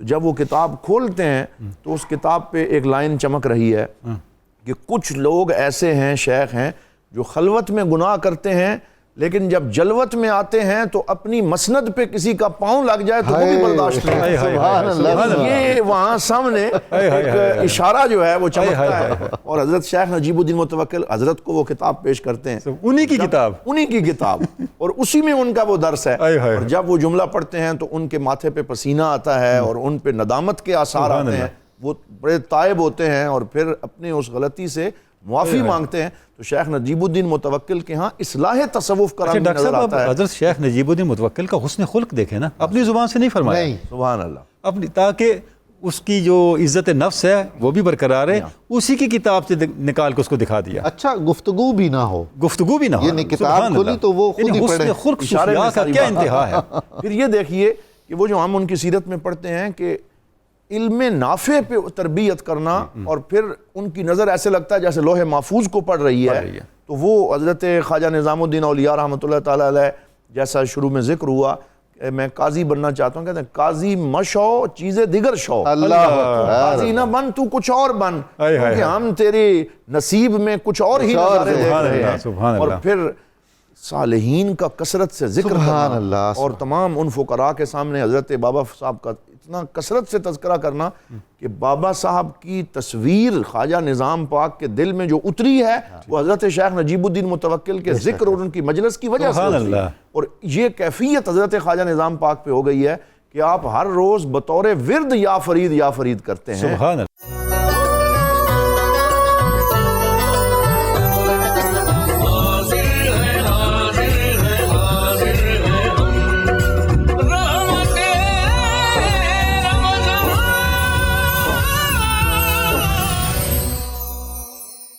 ڈاکٹر صاحب, اب ہم جیسے ڈاکٹر صاحب نے فرمایا ایک اور عظیم ہستی جو ہیں چشتیہ صابریہ کی, شیخ داؤد گنگوہی, ان کے بارے میں بات کرنی ہے, لیکن ناظرین کے لیے اگر اس سے پہلے آپ جو ان کا مسکن ہے اس کے بارے میں کچھ ارشاد فرما دیں تو یہ بہت بالکل تاریخی گنگو کی ایک اپنی تاریخ ہے اور ایک تاریخی اہمیت ہے. جو اس کے مورخین ہیں وہ یہ لکھتے ہیں کہ کسی زمانے میں, قدیم زمانے میں, ایک اس کا راجہ ہوا ہے ہندو متعصب حاکم جس کا نام تھا راجہ گنگ. اچھا, تو اس کے نام سے پھر یہ تو گنگو ہوا. شروع میں تو جو یہ تھا سلسلہ, اور وہ بڑا متعصب تھا اور خاص طور پہ اسلام پہ وہ بڑا یعنی ایک شدید حملے کرنے والا تھا. تو پھر اس میں مسلمان فاتحین اور مجاہدین نے اس طرف رخ کیا اور اس کے ساتھ مزاحمت ہوئی, اور اس میں بہت سے علماء اور مجاہدین شہید ہوئے. پھر ان کے مزارات گنگو قصبے کے اندر بھی اور اس کے خارج میں بھی موجود ہیں, آج بھی وہ ہیں. کچھ بلندی کا جو ایریا ہے اس کے اوپر ہیں, کچھ ٹیلے ہیں اور نشیب کی جگہ. اس میں یہ کہتے ہیں کہ 292 فٹ یا 292 میل یہ اس سے 292 فٹ بلند ہے سطح سمندر سے، اچھا، یہ جو گنگو ہے۔ اور پھر اس میں یہ دیکھیے کہ سلطان شہاب الدین غوری بھی آیا ہے، وہ بھی یہاں سے گزرا ہے، اس کا لشکر گزرا ہے، اس کا ایک تاریخی پورا اس کے آثار بھی ہیں، اثرات وہ بھی ہیں، اس کے آثار ہیں، یہ ساری چیزیں ہیں۔ لیکن اصل شہرت جو گنگو کو ملی ہے وہ میں سمجھتا ہوں کہ وہی چشتی صابری نسبت ہے، حضرت سیدنا شیخ عبد القدوس گنگوہی رحمۃ اللہ تعالیٰ علیہ، انہی کی وجہ سے، ان کے خلفاء، ان کے تلامذہ، ان کی اولاد امجاد، ان کی وجہ سے پھر اس کو ایک عظیم شان نصیب ہوئی ہے، اور وہ جو ایک چشتی صابری رنگ اس پہ چڑھا ہے اس نے اس کو پھر اور زیادہ ایک تاریخی اہمیت عطا کر دی۔ پھر بڑے بڑے لوگ حضرت شاہ عبد الحق رضولوی کے یہ علیہ الرحمہ کے خلیفہ ہیں اور رنگے ہوئے ہیں، اور پھر اس کے بعد حضرت شیخ ابو سعید گنگوہی رحمۃ اللہ تعالیٰ علیہ، شیخ ممتاز گنگوہی، اور اس کے علاوہ اور شیخ محمد صادق گنگوہی، پھر حضرت شیخ محمد داؤد گنگوہی رحمۃ اللہ تعالیٰ علیہ، یہ ساری ہستیاں ہیں جنہوں نے اس کو پھر وہ رنگ دیا ہے گنگو کو، کہ اب جب بھی اس کا نام آتا ہے، اور میں تو جب حضرت سیدنا شیخ عبد القدوس گنگوہی کا نام آتا ہے تو مجھے حضرت اقبال کا وہ جملہ یاد آ جاتا ہے، سبحان اللہ، جو آپ نے دی ریکنسٹرکشن آف ریلیجیس تھاٹ میں لکھا کہ معراج کے سفر میں جو سرکار دو عالم کا جانا ہے وہ کمال ہے، لیکن شاہ عبد القدوس گنگوہی فرماتے ہیں کہ جانے سے بڑا آپ کا جا کے واپس آنا کمال ہے۔ اور پھر آپ فرماتے ہیں کہ اگر میں ہوتا اور میں اس کو اپنی جگہ پہ رکھوں تو میں وہاں جا کے پھر ان نظاروں سے واپس نہ آتا۔ یہ سرکار دو عالم صلی اللہ علیہ وسلم کی رحمت للعالمین ہی ہے کہ آپ وہاں جا کے بھی امت کو یاد کرتے رہیں۔ تو یہ وہ گنگو ہے، یہ اس کی تاریخ اور اس کی اہمیت ہے کہ جس پہ آج ہم بات کر رہے ہیں۔ تو جو آپ کے پوتے ہیں، بلکہ پڑپوتے ہیں حضرت شیخ داؤد گنگوہی، ان کے تعارف پہ بھی کچھ ارشاد فرما دیں۔ جی حضرت شیخ داؤد جو ہیں یہ حضرت سیدنا شیخ عبد القدوس گنگوہی کے جو بڑے بیٹے ہیں ان کی نسل میں پھر آگے یہ ان کے پڑپوتے بنتے ہیں، تو ان کی نسل چلتی ہوئی آگے حضرت شیخ محمد صادق تک پہنچی، اور پھر یہ بھی ایک وہاں حسین امتزاج ہے کیونکہ وہ چشتی صابری نسبت ان کو حاصل تھی، تو شیخ عبد القدوس گنگوہی کے بعد جو ان کی اولاد ہے اس میں جو بھی سجادہ نشین بنتا تھا اس کو دو حیثیتیں حاصل ہوتی تھیں۔ ایک حیثیت تو یہ کہ وہ شیخ عبد القدوس گنگوہی رحمۃ اللہ تعالیٰ علیہ کا خلیفہ ہوتا اور ان کے فیضان کا وارث ہوتا، اور وہی صابری خانقاہ کا گدی نشین بھی۔ کیا بات! اچھا، یہ دونوں اس میں چیزیں تھیں۔ حضرت شیخ علی احمد صابر چشتی رحمۃ اللہ علیہ کلیر شریف کا سجادہ نشین بھی وہی ہوتا، وہی، اور یہ بھی فریدی فیض ہے، اور اس کا ایک اپنا رنگ ہے، یعنی نظامی رنگ کی اپنی برکات ہیں اور صابری رنگ کا اپنا جاہ و جلال اور اس کا ایک کمال اور اس میں جذب اور وہ ساری کیفیات، ان کو تو پھر صاحب نظر ہی سمجھتے ہیں۔ بلکہ میں نے تو آج بھی دیکھا ہے کہ صابری حضرات کی محفل میں چلے جائیں تو آج بھی ایسے لگتا ہے کہ حضرت بابا صابر کلیری رحمۃ اللہ تعالیٰ علیہ کی روح کا تصرف وہاں پہ محسوس ہوتا ہے، اور انسان کے رونگٹے کھڑے ہو جاتے ہیں۔ اللہ رب العزت نے ان کو جو جاہ و جلال، جو تمکنت عطا فرمائی کہ قرآن پاک سنتے تو پھر ایک ہی ٹانگ پہ کھڑے ہو کے کئی عرصے تک قرآن پاک سنتے رہتے، اور اس میں ایک وجد کی ان کی کیفیت ہوتی، سوز و گداز، وجد و حال، اور پھر حضرت بابا صاحب کی خدمت کرنا، اور پھر لنگر شریف پہ انہیں جو معمور کیا گیا، پھر کتنے عرصے تک حضرت بابا صاحب نے فرمایا کہ کھلاؤ تو کھلانے پہ ہی لگے رہے، خود کھایا نہیں ہے، اس لفظ سے نہیں ہٹے، یہ اطاعت ہے، اسی لفظ پہ قائم ہو گئے۔ وہ سارا رنگ پھر ان کے ان حضرات میں نظر آتا ہے۔ اور حضرت شیخ عبد القدوس گنگوہی کے خاندان میں پھر یہ دونوں کیونکہ نسبتیں جمع تھیں، حضرت شیخ محمد صادق رحمۃ اللہ تعالیٰ علیہ گنگوہی، وہ جو والد ہیں شیخ محمد داؤد رحمۃ اللہ تعالیٰ علیہ کے، وہ بہت بڑے متباہر عالم تھے، اور انہوں نے اس سلسلے کو بہت فروغ دیا۔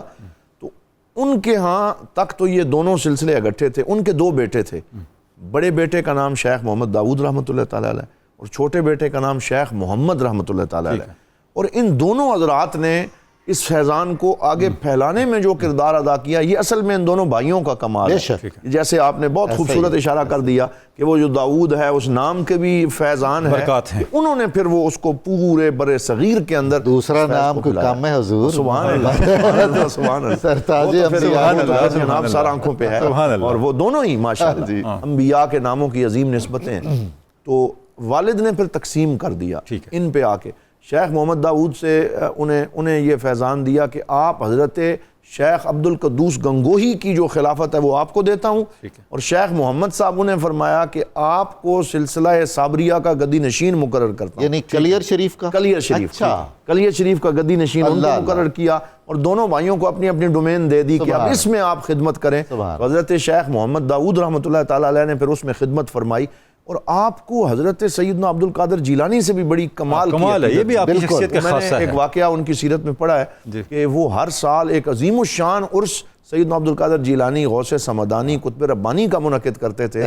تو ایک سال ایسے ہوا کہ ان کے پاس وہ اخراجات نہیں تھے کہ وہ اسے منعقد کر سکیں، تو اپنے خلیفہ شیخ سوندہ رحمۃ اللہ تعالیٰ علیہ ان سے فرماتے ہیں کہ کہیں سے قرض لے لو کسی بھائی سے، اور عرس کا اہتمام تو ہم نے کرنا ہے حضرت غوث پاک کا۔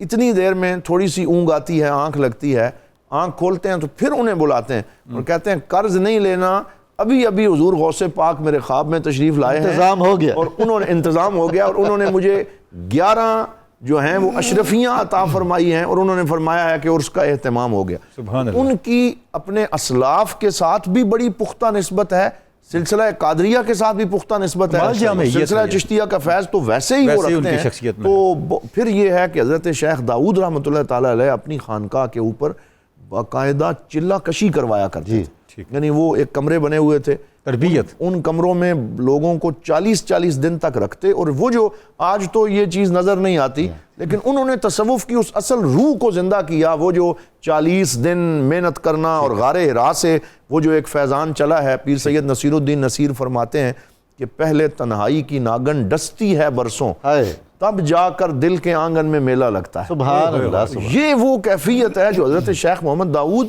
اپنے مریدین سے باقاعدہ کرواتے تھے کہ انہیں ان کمروں میں رکھتے، وہاں انہیں خاص دن تک بھوکا رہنے کا حکم دیتے، بلکہ ایک مرید سے کہا کہ تو نے بھوکا رہنا ہے اور تو نے کھانا نہیں ہے اتنے دن سوائے پانی کے۔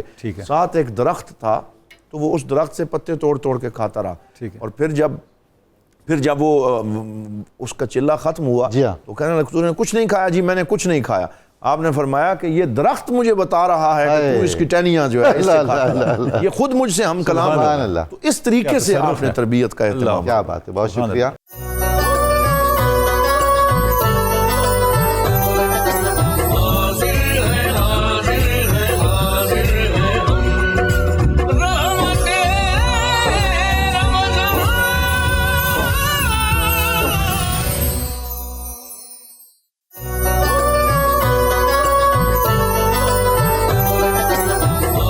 السلام علیکم ناظرین محترم، حضرت مولانا جلال الدین محمد بلخی رومی رحمۃ اللہ تعالیٰ علیہ کی مثنوی معنوی کے درس کا وقت ہے۔ ہم نے کچھ اشعار انتخاب کیے ہیں جو آپ کی خدمت میں پیش کریں گے۔ آج کے اشعار کا موضوع اولیاء اللہ کا مرتبہ اور مقام ہے۔ یہ موضوع حضرت مولانا جلال الدین رومی کا بہت پسندیدہ موضوع ہے۔ انہوں نے اپنے سارے کلام میں اور خصوصاً مثنوی معنوی میں اس پر کئی مقامات پر دل کھول کر داد تخلیق دی ہے۔ اس میں تصور انسان کامل بھی موجود ہے، تصور مرد کامل بھی موجود ہے، اور یہ وہی تصور ہے جس سے بعد میں حضرت علامہ اقبال نے بہت سحر حاصل استفادہ کیا۔ چونکہ حضرت مولانا جلال الدین رومی خود صاحب تحقیق صوفی تھے، صاحب تجزیہ اور بابصیرت دانشور تھے، اس لیے آپ نے جہاں کامل اولیاء اللہ کی عظمت اور شان بیان کی ہے، وہاں آپ نے نام نہاد صوفیوں اور ان کی صفوں میں گھس آنے والے غیر صوفیوں پر کڑی تنقید بھی کی ہے، اور اس کا مقصد یہ تھا کہ کھرے اور کھوٹے کی تمیز رہے اور پہچان رہے اور چیزیں آپس میں خلط ملط نہ ہو جائیں۔ اولیاء اللہ کا ذکر فرماتے ہوئے انہوں نے ایک اعلیٰ ترین درجے کا بطور خاص ذکر کیا ہے قطب۔ قطب ان کے نزدیک جان عالم ہے، قطب مدار کائنات ہے، گردشیں اس کے ارد گرد گھومتی ہیں۔ اب دیکھیے یہی تصور علامہ اقبال اپنے مقام پر کہتے ہیں، ایام کا مرکب نہیں راکب ہے قلندر، کہ یہ جو زمانہ ہے قلندر مرد کامل زمانے کی سواری نہیں بنتا بلکہ زمانے کو اپنی سواری بناتا ہے۔ چند اشعار آپ ملاحظہ فرمائیے۔ یہ جو انسانی عظمت کا تصور ہے اور روحانی برتری کا تصور ہے، یہ بہت ہی شان سے مولانا جلال الدین رومی نے بیان فرمایا ہے۔ فرماتے ہیں قطب آن باشد کے گرد خود تھند۔ قطب وہ ہوتا ہے جو اپنے ہی محور اور مدار کے گرد گھومتا ہے، اس کا دل چونکہ انوار و تجلیات الہی کا مرکز ہوتا ہے، ایک سورج کی طرح ہوتا ہے، تو وہ خود ہی گھومتا ہے اپنے ارد گرد۔ گردش افلاک گرد او بود، اور یہ قطب ہے اور یہ ولی کامل ہے جس کے گرد زمانے کی گردشیں اور آسمانوں کی گردشیں اس کے گرد گھومتی ہیں۔ قطب مرتبہ خود شناسی پر فائز ہوتا ہے، وہ اپنے پاک صاف دل کے ارد گرد چکر کاٹتا ہے، کیونکہ اس کا دل عرش الہی ہوتا ہے۔ آسمان سارے اس کے گرد گھومتے ہیں، اس کا طواف کرتے رہتے ہیں۔ آن دلی آور کہ قطب عالم اوست، ایسا دل حاصل کرو، ایسے دل کی تلاش کرو، اپنے دل کو ایسا بناؤ جو قطب عالم جیسا ہوتا ہے۔ جان جان جان جان آدم اوست، کیا بات ہے، ایسا ہی دل جان آدمیت ہے، ایسا ہی دل روح بشریت ہے۔ اور آگے دیکھیے کیا خوبصورت بات فرمائی انہوں نے، از برا یہ آن دل پر نور و بر، ہست آن سلطان دل ہا منتظر۔ ایسا جو دل ہو جو انوار کا مرکز ہو اور نیکیوں سے معمور ہو، نیکیوں سے بھرا ہوا ہو، یہی دل وہ ہوتا ہے جو خدا جس کا انتظار کرتا ہے، خدا کو مطلوب ہے جو دل۔ ہمارے دل تو مٹی کے پیالے ہیں، خالی ہیں۔ ولی کامل کا دل ایسا دل ہے جس میں اللہ کی تجلیات ہوتی ہیں اور اللہ کی معرفت موجود ہوتی ہے، اور وہی دل حاصل کائنات ہے۔ ویسا ہی دل چاہیے، اور ہم سب کو کوشش کرنی چاہیے کہ اپنا تزکیہ نفس کر کے اس دل تک پہنچنے کی کوشش کریں۔ اور آخری شعر دیکھیے، قطب کے جو ظاہری اور باطنی شان ہے اور مرتبہ ہے اور مقام ہے اور اس کے فیوز و برکات کا جو عظیم الشان سلسلہ ہے، اس کے بارے میں کمال شعر ہے۔ قطب شیرو سید کردن کھارو، قطب شیر ہوتا ہے اور شیر کا کام ہے شکار کرنا۔ باقیان ان خلق باقی خارو، اور باقی جتنی بھی مخلوق ہوتی ہے وہ اس شیر کا بچا کھچا شکار کھاتی ہے، اس کے فیوز و برکات میں سے اپنے توفیق اور اپنی قسمت کے مطابق اپنا حصہ پاتی ہے۔ بہت شکریہ آپ کا۔ ناظرین، ایک مختصر سے وقفے کے بعد دوبارہ حاضر خدمت ہوتے ہیں، امید ہے آپ ہمارے ساتھ رہیں گے۔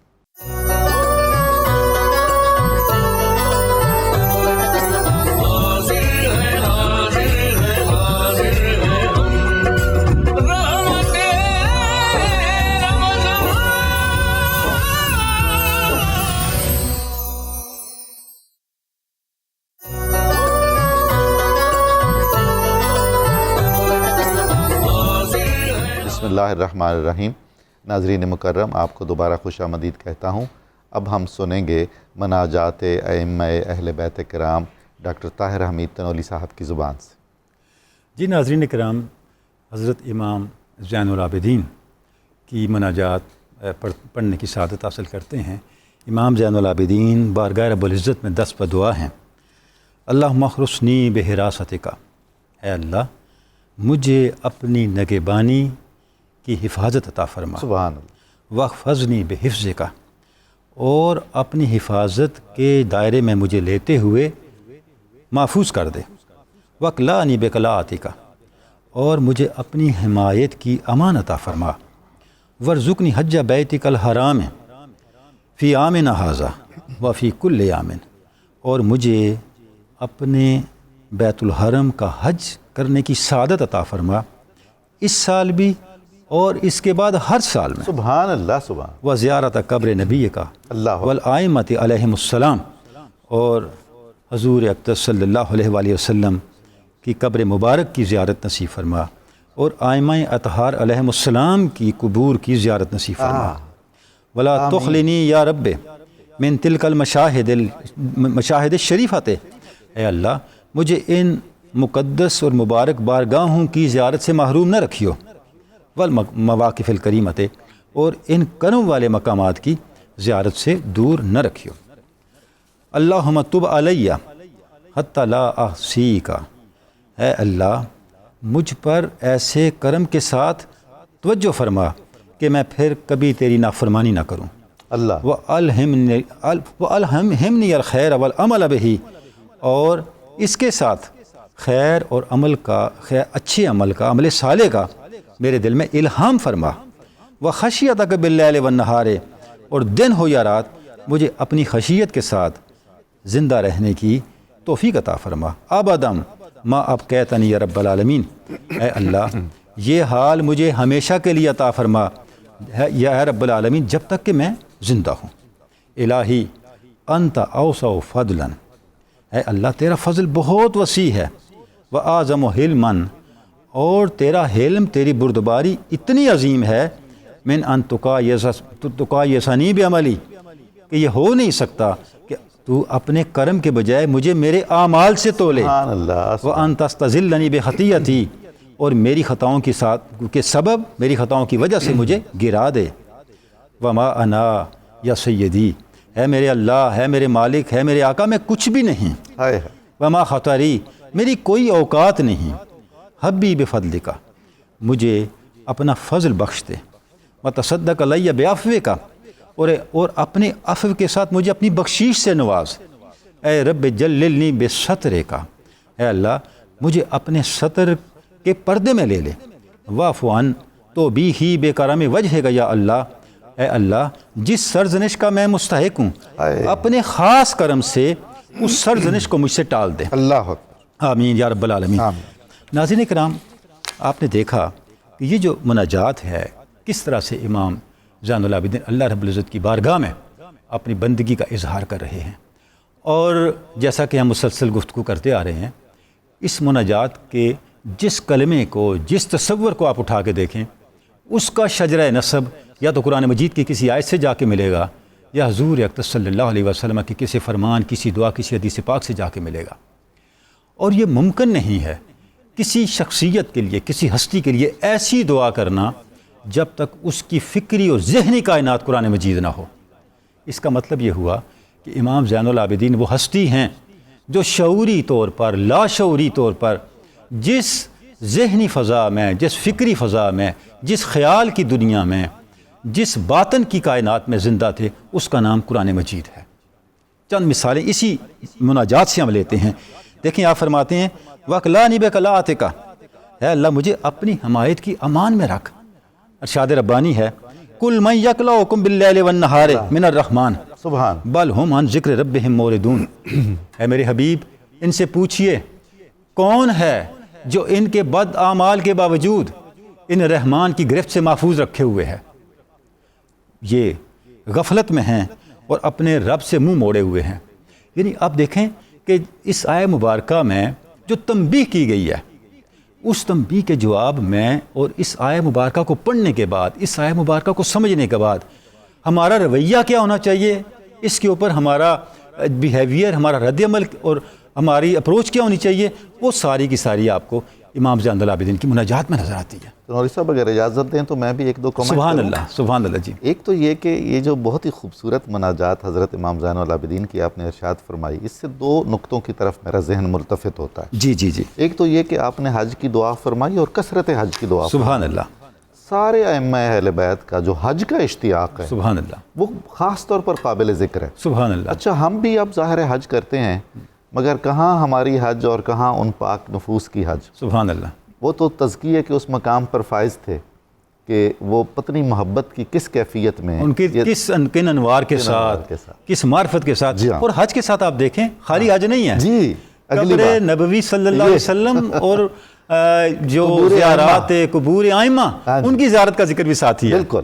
اب اس سے پتہ چلا کہ ائمہ اطہار اور خصوصاً امام زین العابدین کا سفر حج ہے کیا، اس کے مرحلے کیا کیا ہیں، اس سفر میں ان کے سنگ میل کیا کیا ہیں قرب حق کو پانے کے. تو وہ پورے کا پورا نقشہ بھی ہمارے سامنے آ گیا.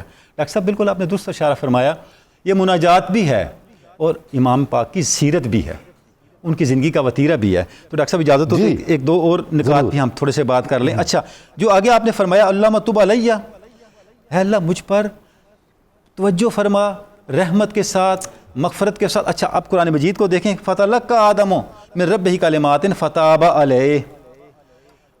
اللہ نے آدم پر عفو و درگزر کے ساتھ توجہ فرمائی جب آدم نے اپنے رب سے کچھ کلمات سیکھ لیے. سبحان. پتہ یہ چلا کہ تواب اور رحیم کی شفقت لینے کے لیے جو وسیلہ بنتا ہے وہ کچھ کلمات ہیں، اور ہمارے جد امجد کو سب سے پہلے کلمات ہی سکھائے گئے، ربنا ظلمنا انفسنا، جن کلمات نے اللہ رب العزت کی توابیت کو، اللہ رب العزت کے عفو کو، درگزر کو، مغفرت کو ان کا مقدر بنا دیا۔ اب جو ہمارے جد امجد کی سنت ہے، جو طریقہ ہے، اب دیکھیں اس کی پیروی میں امام پاک دعا فرما رہے ہیں۔ اس کے بعد دعا فرما رہے ہیں وَأَلْهِمْنِي الْخَيْرَ وَالْعَمَلَ بِهِ، تو قرآن مجید میں ہے وَأَلْهَمْهَا فُجُورَهَا وَتَقْوَاهَا، ہم نے نفس انسانی پر فجور کا الہام بھی کیا، تقوی کا الہام بھی کیا۔ امام کیا فرما رہے ہیں؟ اے اللہ تو نفوس انسانی پہ الہام کرنے والا ہے، تقوی کا بھی، فجور کا بھی۔ میری التجا یہ ہے کہ میرے قلب پر فجور کا الہام نہ ہو، تقوی کا الہام ہو، اللہ، اور اس وقت تک ہوتا رہے جب تک میں زندہ ہوں، جب تک میری زندگی ہے، ابداً ماں اب کہتا نہیں، جب تک میں باقی ہوں۔ یعنی آپ دیکھیں قرآن مجید کی آیات سے استنباط کر کے دعائیں ہو رہی ہیں، جو چیزیں مانگنی چاہیے وہ مانگی جا رہی ہیں، اور جن سے بچنا چاہیے ان سے اللہ رب العزت کی پناہ مانگی جا رہی ہے۔ اچھا، اس کے بعد خشیت کا ذکر ہے، وَخَشِيَتَكَ بِاللَّيْلِ وَالنَّهَارِ۔ ناظرین، قرآن مجید کی روشنی میں جب ہم دیکھتے ہیں خشیت میں رہنا اور اللہ سے خشیت طلب کرنا صراط مستقیم اور ہدایت ہے ہی یہی۔ قرآن مجید ہے ارشاد ربانی تقشعر منہ جلود الذین یخشون ربہم ثم تلین جلودہم وقلوبہم۔ یہ جو اہل ایمان ہیں، یہ کیا ہوتا ہے جب یہ اللہ کا ذکر سنتے ہیں تو ان کی جسم، ان کے جلدیں جو ہیں، ان کی جو سکنز ہیں وہ نرم پڑ جاتے ہیں اللہ کی خشیت کے باعث، حتیٰ کہ پھر ان کے قلوب نرم پڑتے ہیں اللہ کے ذکر کے باعث۔ ذالک ھدی اللہ یہدی بہ من یشاء، یہ اللہ کی طرف سے ملنے والی ہدایت ہے، جسے اللہ چاہتا ہے ہدایت دیتا ہے۔ پتہ یہ چلا کہ قرآن مجید جو کہہ رہا ہے ھدی للمتقین، متقین کے لیے ہدایت ہے، تو ہدایت کی جو ڈائمینشنز ہیں، اس تک پہنچنے کا جو راستہ ہے، ان میں ایک فزیکل امپیکٹ بھی ہے، ایک آپ کی جو شخصیت کا ایک فزیکل پوسچر ہے، اس کا بھی اس کے اندر بڑا کردار ہے کہ آپ کے اوپر اللہ کے ذکر کا اثر کیا ہو رہا ہے۔ جب وہ اثر مرتب ہوتا ہے تو اس کے نتیجے میں ایک خشیت کی کیفیت پیدا ہوتی ہے، اور وہ جو خشیت کی کیفیت ہے وہ دل کی سختی کو، بدن کی سختی کو، دل کے انحراف کو اور بدن کے انحراف کو اللہ کے ذکر سے دور کر دیتی ہے۔ یعنی اللہ کے ذکر کے حوالے سے جو ہمارے دل کے اندر ایک اباء کی کیفیت، ایک انحراف کی کیفیت آتی ہے، وہ سختی کی وجہ سے آتی ہے، وہ سختی کی کیفیت دور ہوتی ہے خشیت کے ذریعے سے۔ اچھا، اب جو آخری حصہ ہے کمال، اس میں بھی آپ نے باتیں ارشاد فرمائی ہیں۔ آپ فرماتے ہیں وما انا یا سیدی، ہے میرے مولا میں کچھ بھی نہیں۔ یہ وہ تصور ہے جو آپ کو ڈاکٹر صاحب پوری تصوف کی روایت میں ہمیں ملتا ہے۔ عشق بن یہ ادب نہیں آتا، میں نہ ہی سب تم ہی تم، سبحان اللہ۔ یعنی جو صوفیاء کے ہاں ہمیں بارگاہ رب العزت کی حضوری کے دوران اپنی ذات کی نفی نظر آتی ہے، پتہ یہ چلا وہ یہ تصور نکلے کہاں، یہ تصورات آئے کہاں سے ہیں؟ یہ آئمہ تصوف سے آئے ہیں، اور تصوف کے آئمہ سر فہرست علی حجویر کے بقول جو انہوں نے کشف المعجوب میں لکھا ہے، وہ آئمہ اطہار ہیں جن کی بارگاہ سے سب لوگ روشنی لیتے ہیں، نور لیتے ہیں، اور اپنے قلب اور ظاہر و باطن کو منور کرتے ہیں۔ بارگاہ رب العزت میں دعا ہے کہ آئمہ اطہار کی مناجات اور دعائیں جن کو پڑھنے کی ہم سعادت حاصل کرتے ہیں، ان کے انوار بھی ہمارے ظاہر و باطن میں اتر جائیں اور ہماری زندگیاں منور ہو جائیں۔ ناظرین کرام، کراچی میں اذان سحر کا وقت ہے، اور 92 نیوز کی جو رحمت رمضان ٹرانسمیشن ہے اس کی بھی آج کی نشریات اختتام پذیر ہو رہی ہیں۔ انشاءاللہ آپ کے خدمت میں کل دوبارہ نشریات کے ساتھ حاضر ہوں گے، تب تک کہ ہم آپ سے اجازت چاہیں گے۔ خدا حافظ۔